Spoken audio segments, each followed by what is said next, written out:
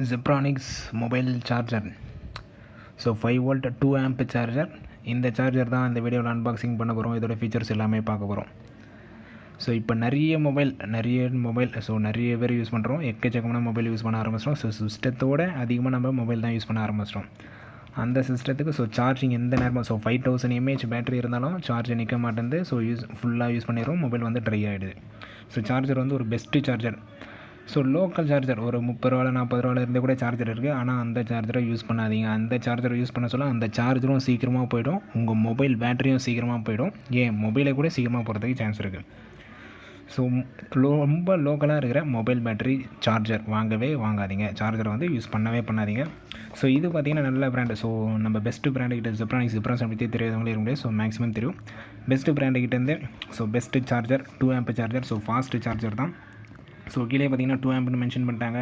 Intelligent fast charge, so input range, high efficiency. So இது model பார்த்தீங்கன்னா MA521.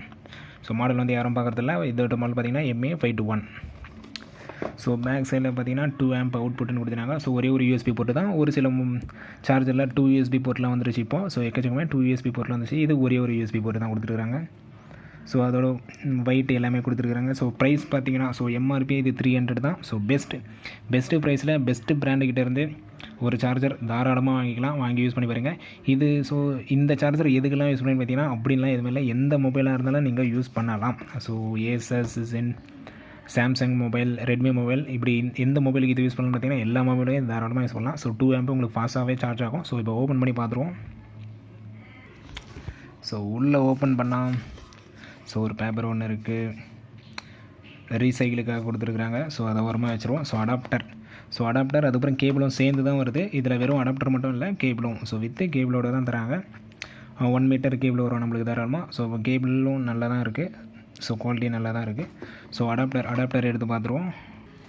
So adapter பார்த்துங்க. So நான் முன்னே சொன்னதுபடியே ஒரே ஒரு USB போட்டு தான்.